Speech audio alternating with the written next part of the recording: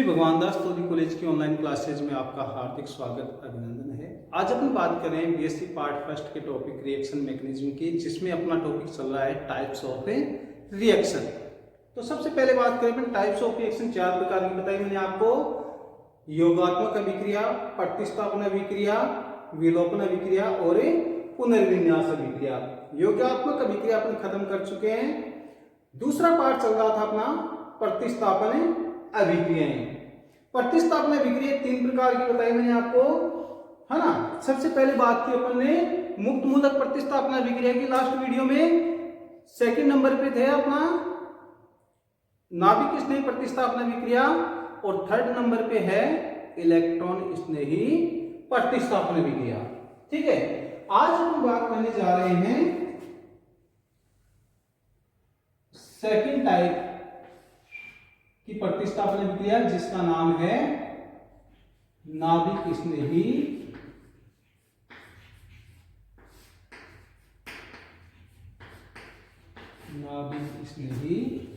प्रतिस्थापन अभिक्रिया।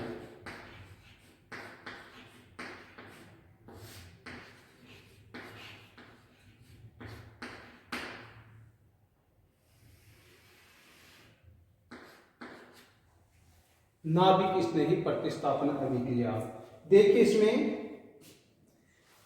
प्रतिस्थापन अभिक्रिया अपने सिंपली बात की थी कि किसी रिएक्टेंट से एक परमाणु या समूह को हटा दें और उसके स्थान पर कोई दूसरा परमाणु या समूह आ जाए तो उसको कहेंगे अपन प्रतिस्थापन अभिक्रिया। अगर ऐसा किसी नाभिक स्नेही के द्वारा संपन्न हो रहा है तो नाभिक स्नेही क्या करेगा, रिएक्टेंट से एक नाभिक स्नेही को हटाएगा और उसके स्थान पे जुड़ जाएगा। तो ऐसे अभिक्रिया को क्या कहेंगे भी अपन, नाभिक स्नेही प्रतिस्थापन अभिक्रिया, न्यूक्लियोफिलिक सब्स्टिट्यूशन रिएक्शन। और शॉर्ट में इसको क्या बोलते हैं, एसएन रिएक्शन बोलते हैं।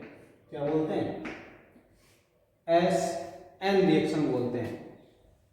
ठीक है, अब ये एसएन रिएक्शन भी दो प्रकार की होती है,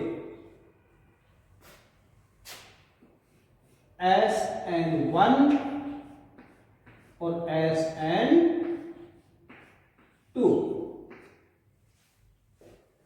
सबसे पहले देखते हैं नाभिक स्नेही प्रतिस्थापन अभिक्रिया में होता क्या है। मान लीजिए आपके पास में मैंने लिखा है यहां पर AB+C। ये C क्या है B, इलेक्ट्रॉन स्नेही या नाभिक स्नेही है? अगर आप जवाब नहीं दे पा रहे हैं तो आप पुराने वीडियो देखना जिसमें अपने टाइप्स ऑफ रिजेंट की बात की थी। वहां पर मैंने बताया था आपको कि रिजेंट दो प्रकार के होते हैं, इलेक्ट्रॉन स्नेही और नाभिक स्नेही।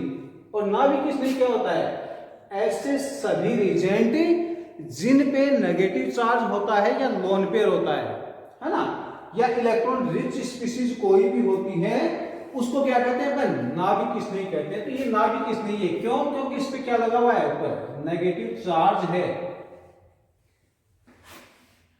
तो ये इस पे अटैक कर रहा है, तो क्या कर रहा है यहां पर AC+B-। अब ये देखो नाभिक स्नेही जुड़ेगा तो यहां से क्या निकलेगा, नाभिक स्नेही बाहर निकलेगा।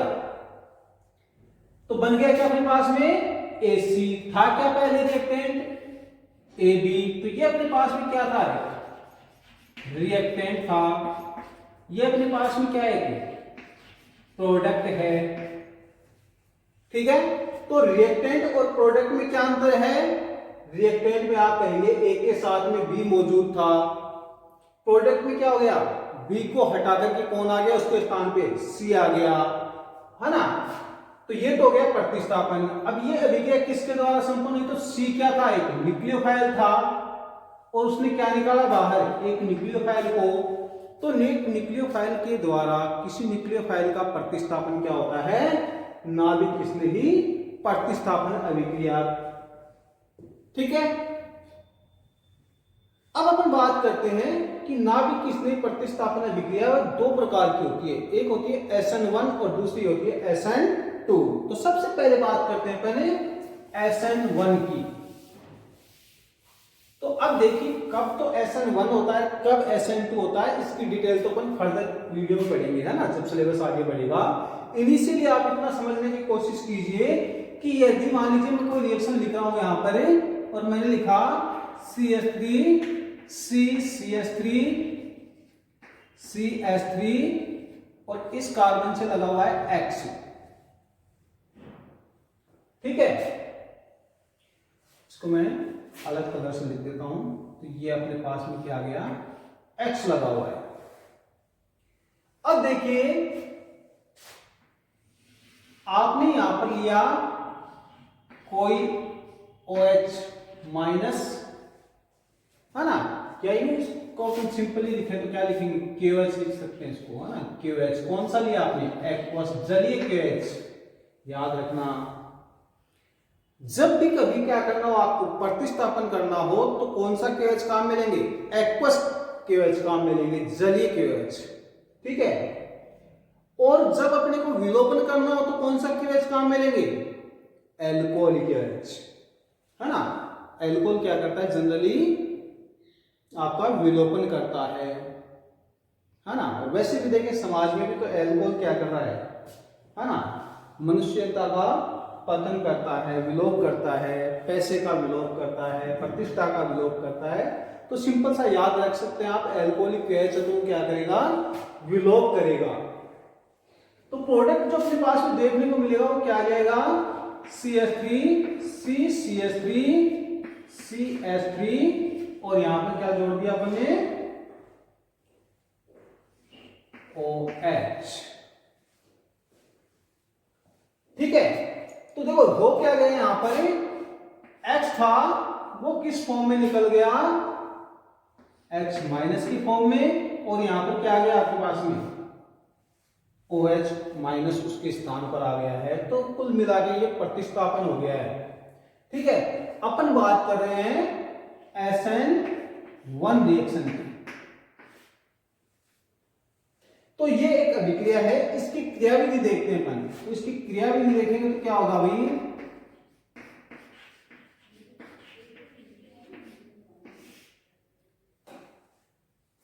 थोड़ा सा मैं इसको और इधर लिख देता हूं कि जब अपन इसकी क्रियाविधि देखते हैं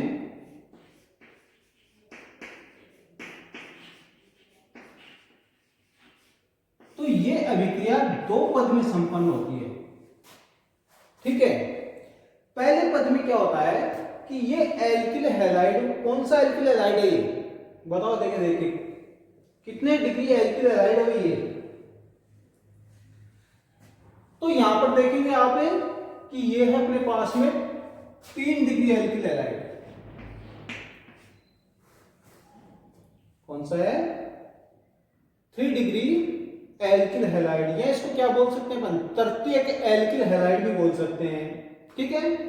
अब ये देखते कैसे हैं, तो ध्यान दें कि ये जो हैलोजन है वो किस कार्बन पे जुड़ा हुआ है, इस कार्बन से जुड़ा हुआ है ना, ये जुड़ा हुआ है इस कार्बन से। और इस कार्बन से कितने एल्किल ग्रुप जुड़े हुए हैं या कितने कार्बन जुड़े हुए हैं, तो इस कार्बन से एक कार्बन तो इधर जुड़ा हुआ है, दूसरा इधर और तीसरा इधर। तो ये कार्बन जो है वो 3 कार्बन से जुड़ा हुआ है। तो 3 कार्बन से जुड़ा हुआ है तो इसको क्या कहेंगे, तृतीयक कार्बन, ठीक है। और इस पर कौन उपस्थित है, ये हैलोजन हैलाइड, तो इसको कहेंगे अपन 3 डिग्री एल्किल हैलाइड। क्लियर हो गया ये चीज। अब देखिए अपन इसकी बात करते हैं इसकी क्रियाविधि की। तो ये जो 3 डिग्री एल्किल हैलाइड है, ये कार्बन यदि इस हैलोजन को आसानी से छोड़ देता है तो यहां पर अभिक्रिया की क्रियाविधि कौन सी हो जाएगी, SN1। और अगर ये मान लो कोई ऐसा एल्किल हैलाइड होता जो हैलोजन और कार्बन के बीच में बॉन्डिंग मजबूत होती, उसको आसानी से नहीं छोड़ता, तो अपने को फिर क्या करना पड़ता, रीजेंट के द्वारा उसको छुड़ाना पड़ता है। तो उस कंडीशन में होती है SN2। तो ये डिपेंड करता है इस एल्किल हैलाइड पर। तो देखिए इसकी 2 पद हो जाएंगे। पहली स्टेप में क्या होगा भाई, पहली स्टेप में जो आपका ये एल्किल हैलाइड है,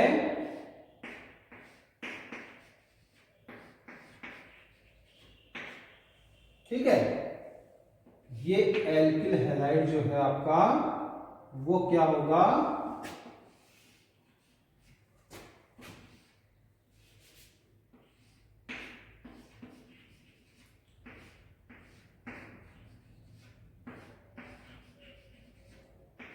ये अपने आप क्या होता है, वियोजित हो जाता है, प्लस x माइनस सी।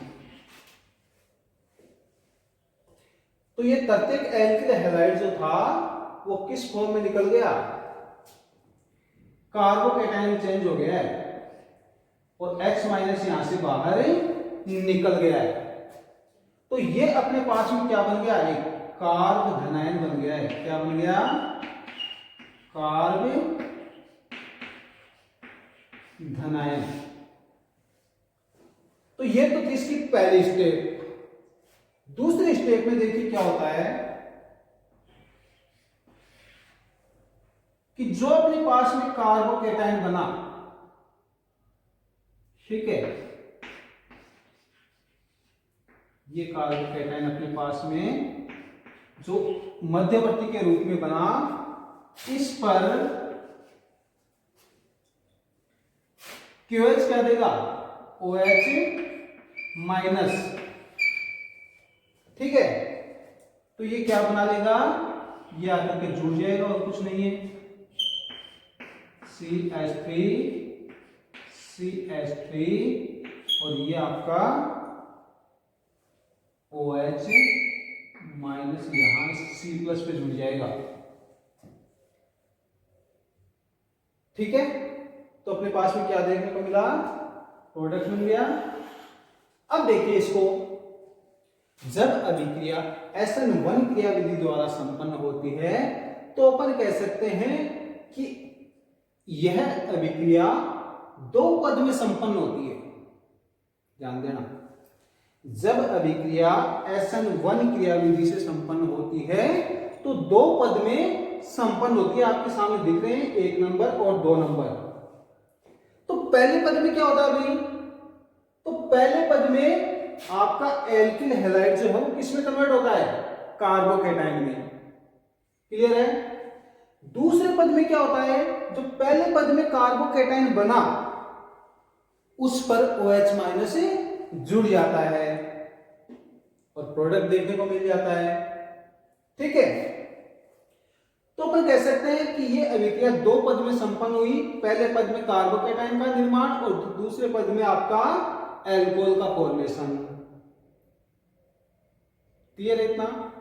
अब देखिए इसको, SN1, ये 1 क्यों लिखा है यहां पर, N का मतलब तो समझ में आ गया, न्यूक्लियोफिलिक, नाभिक स्नेही।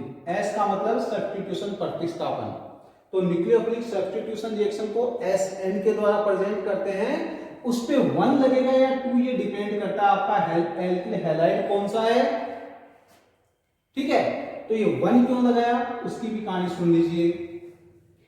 देखो, इस अभिक्रिया की जब शुरुआत होती है, स्टार्टिंग होता है, तो अपने को पता है ये दो पद में संपन्न हो रही है। दूसरे पद में तो कुछ हो ही नहीं रहा है, केवल OH माइनस जुड़ रहा है। आगे बस नहीं, सारा कुछ जो हो रहा है वो हो रहा है, वो पहले पद में हो रहा है। पहले पद में क्या हो रहा है, एल्किल हैलाइड का वियोजन हो रहा है, ठीक है। और एल्किल हैलाइड वियोजन होने से क्या बन रहा है, कार्बोकेटाइन बन रहा है। अब देखो, जितना एल्किल हैलाइड कार्बोकेटाइन में कन्वर्ट हो जाएगा, उतना का उतना कार्बोकेटाइन किस में कन्वर्ट हो जाएगा, इसमें तो OH से जुड़ रहा है। तो ये तो क्या हो जाएगा पद आपका, ये तो हो जाएगा फर्स्ट स्टेप, ठीक है। और ये जो पहला पद होता है वो स्लो होता है। क्यों होता है स्लो, क्योंकि इसमें ये बंध जो है वो टूटता है तो टाइम लेता है, ठीक है। और जो अभिक्रिया का स्लो पद होता है वो क्या होता है आपका RDS होता है। RDS का मतलब क्या है, R का मतलब रेट है ना, R का मतलब रेट, D का मतलब है डिटर्मिनेशन,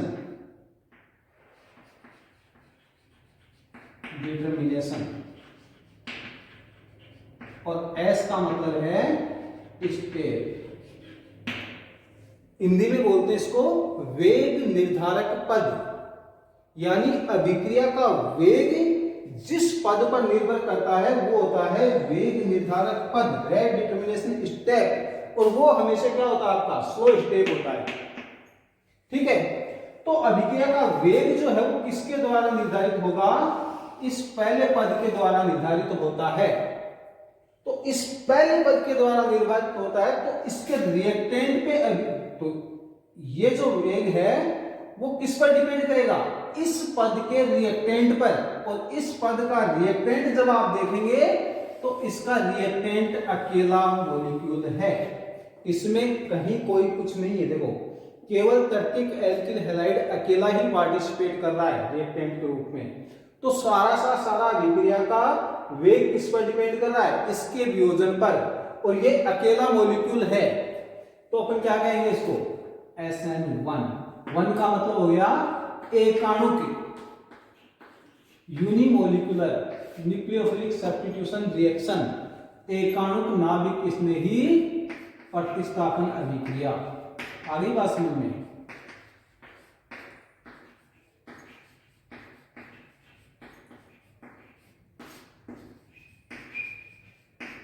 हिंदी में कितना बड़ा नाम है, इंग्लिश में शॉर्ट में लिख दिया अपन ने SN1। ठीक है, तो ये आपका पहला पार्ट है वो खत्म होता है SN1। ठीक है, नेक्स्ट पार्ट की बात करते हैं SN2 की। तो देखो SN2 में क्या होता है अभी,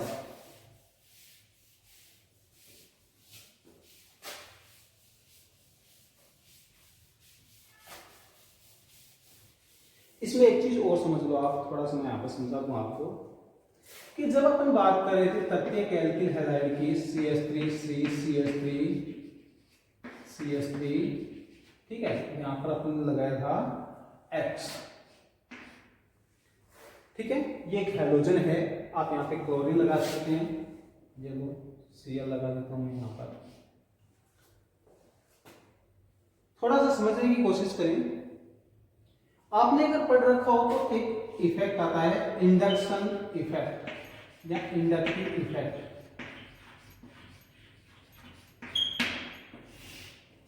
जिसमें आप पढ़ते हैं इंडक्टिव इफेक्ट को अपन लिखते हैं I से +I और A -I। ठीक है, और ये जो इंडक्टिव इफेक्ट है वो किस कारण से लगता है, वो लगता है इलेक्ट्रोनेगेटिविटी में डिफरेंस के कारण से। क्लियर है। अब देखिए कि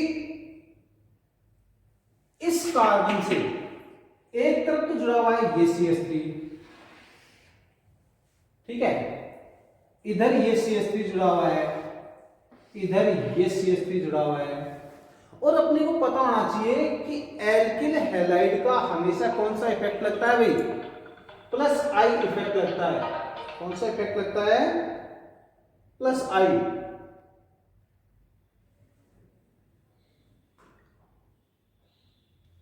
ठीक है, तो +I इफेक्ट के कारण क्या होगा, ये जो बंध है आपका, ठीक है, ये CH3 इस बंध के इलेक्ट्रॉनों को क्या करता है, प्रतिकर्षित करता है। ये CH3 इस बंध के इलेक्ट्रॉनों को प्रतिकर्षित करता है, ये CH3 इस बंध के इलेक्ट्रॉनों को पुश करता है। तो कुल मिलाकर इस कार्बन पे इलेक्ट्रॉन डेंसिटी क्या हो गई, बढ़ गई। इसको तीन तरफ से क्या हो रहे हैं, इलेक्ट्रॉन मिल रहे हैं, इसकी तरफ शिफ्ट हो रहे हैं, तो इस पर इलेक्ट्रॉन डेंसिटी बढ़ जाएगी। बढ़ जाएगी तो क्या करेगा, ये इस बंध के इलेक्ट्रॉनों को ये प्रतिकर्षित करेगा। और इस क्लोरीन का नेचर क्या है, इस क्लोरीन की विद्युतीकरणता इस कार्बन से ज्यादा है, तो ये इस बंध के इलेक्ट्रॉनों को क्लोरीन खुद भी क्या कर रहा है, अपनी तरफ खींच रहा है, ये भी इसको दे रहा है, तो ये आसानी से क्या होगा, यहां से रिलीज हो जाएगा। समझ में आ गई। तो इंडक्टिव इफेक्ट किसके थ्रू लगता है, हमेशा सिग्मा बंध के थ्रू लगता है। ये एक्स्ट्रा नॉलेज है आपके लिए, जो आपके फ्यूचर में कंपटीशन में काम में आएगी। ठीक है,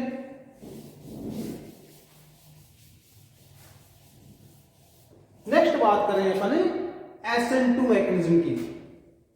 नेक्स्ट बात कर रहे हैं SN2 मैकेनिज्म की। देखिए इसमें मान लीजिए अपन ने लिया यहां पर CH3X, ठीक है, यहां पर लिया अपन ने KOH, प्रतिस्थापन अभिक्रिया है, कौन सा केस काम मिलेंगे, एक्वस। प्रोडक्ट क्या होगा, CH3OH, ठीक है, माइनस KH। ये एक रिएक्शन है। अब देखते हैं इसमें होता क्या है। तो इस रिएक्शन की यदि अपन क्रियाविधि देखना चाहें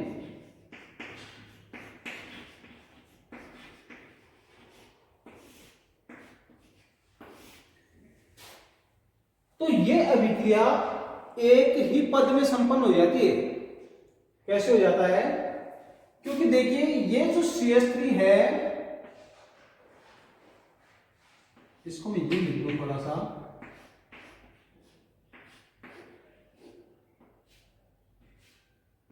ये X। तो इस CH3 पे कोई इफेक्ट नहीं है, इसको इलेक्ट्रॉन देने वाला कोई नहीं है, यहां पर मेथिल ग्रुप नहीं है। तो ये कार्बन जो है वो इस हाइड्रोजन को छोड़ेगा नहीं, ठीक है। तो उस कंडीशन में क्या होगा, क्योंकि इसका अपने आप स्वतः वियोजित नहीं हो सकता, प्रत्येक एल्किल हैलाइड में तो 3 एल्किल समूहों के क्या लगते हैं, प्लस आई लगते हैं। यहां पर ऐसा कोई फैक्टर मौजूद नहीं है। तो प्राथमिक एल्किल हैलाइड में क्या होता है आपका कि ये जो आपका OH माइनस है, QH क्या देगा, OH माइनस, इसको निकालना पड़ेगा। तो ये इसके जस्ट विपरीत साइड से अटैक करेगा, ठीक है। तो देखिए क्या होगा, ये आपका OH माइनस, अब माइनस नहीं रहेगा ये, क्योंकि इसने क्या कर दिया, इस कार्बन को इलेक्ट्रॉन देना शुरू कर दिया है। तो इसका जो माइनस चार्ज था उसमें क्या आएगी, कमी आएगी, ठीक है। और ये आपका कार्बन है, ये हाइड्रोजन है, ये हाइड्रोजन लगे हुए हैं और ये हाइड्रोजन, ये तो अपनी स्थिति पे लगे हुए हैं। इसने क्या करना शुरू कर दिया है, इस कार्बन को अपना लोन पेयर देना शुरू कर दिया। तो इसको जब कार्बन को लोन पेयर मिलना शुरू हो जाएगा तो ये इस बंध के इलेक्ट्रॉनों को छोड़ना शुरू कर देगा। तो इसने क्या कर दिया है, जो हैलोजन वाले जो बंध थे उनको क्या कर दिया है, छोड़ना शुरू कर दिया। तो हैलोजन यहां न्यूट्रल था, अब इसको इस बंध के लोन पेयर मिलना शुरू हो गए तो इस पे क्या आ जाएगा,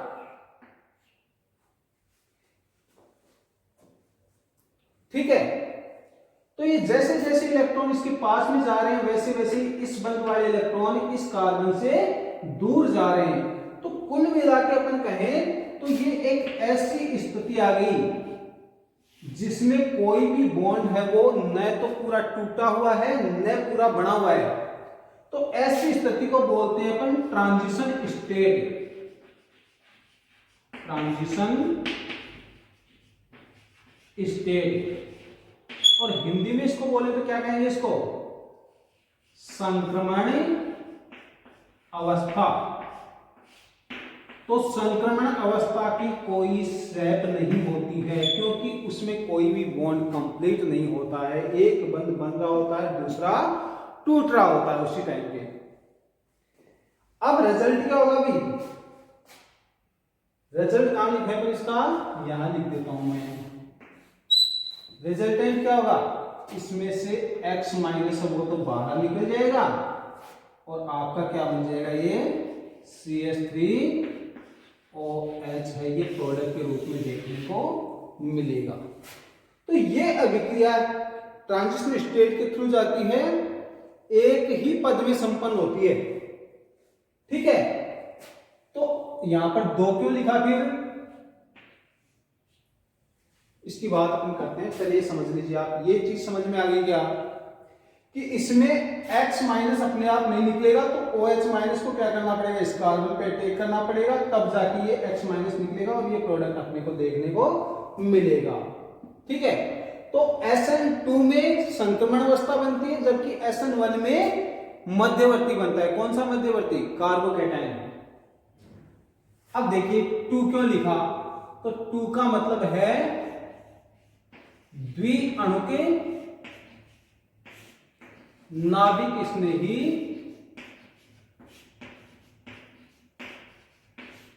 प्रतिस्थापन अभिक्रिया।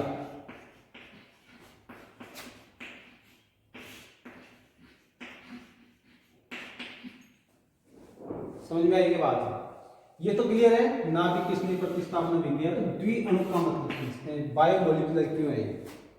तो देखिए ये अभिक्रिया एक ही पद में संपन्न हो रही है, ठीक है, और एक पद में संपन्न हो रही है तो इसका आरडीएस कौन सा हो जाएगा, तो ट्रांजिशन स्टेट बहुत कम क्षण के लिए बनती है। तो सीधा क्या होता है, रिएक्टेंट से प्रोडक्ट प्राप्त होता है, ये बहुत कम टाइम के लिए बनती है, क्योंकि ये हाई एनर्जी की स्टेट है, जिसकी ऊर्जा ज्यादा होती है उतनी ही कम स्थायी होती है, तो बहुत ही अल्प क्षण के लिए बनती है, इसको सेपरेट नहीं किया जा सकता है, ठीक है। तो इसका आरडीएस कौन सा हो जाएगा, वेग निर्धारक पद हो गया ये, और इस पद में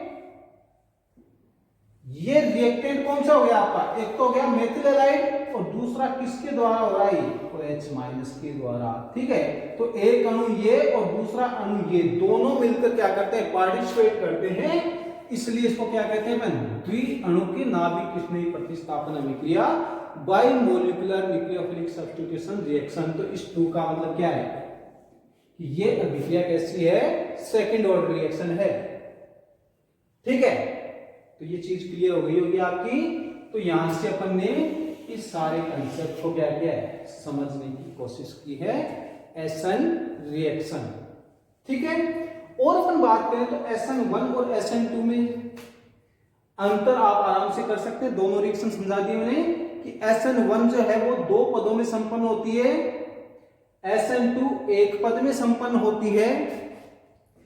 SN1 में केवल अभिक्रिया का वेग एल्किल हैलाइड पर निर्भर करता है, जबकि SN2 में अभिक्रिया का वेग एल्किल हैलाइड प्लस आपका रिएजेंट OH- दोनों पर डिपेंड करता है। इसलिए SN1 तो एकाणुक अभिक्रिया है और SN2 द्विअणुक अभिक्रिया है। दूसरा अंतर, तीसरा देखेंगे तो SN1 जो है वो 2 पदों में संपन्न होती है, SN2 एक पद में संपन्न होती है, ठीक है। नेक्स्ट अंतर देखें तो SN1 में मध्यवर्ती बनता है कार्बोकेटाइन, ठीक है, जबकि SN2 में ट्रांजिशन स्टेट बनती है, ठीक है। तो ये SN1 और आपके SN2 में डिफरेंस भी साथ में करवा दिया मैंने। तो ये आपका नाभिक स्नेह प्रतिस्थापन अभिक्रिया वाला जो टॉपिक है वो क्या होता है, खत्म होता है। Thank you, best of luck.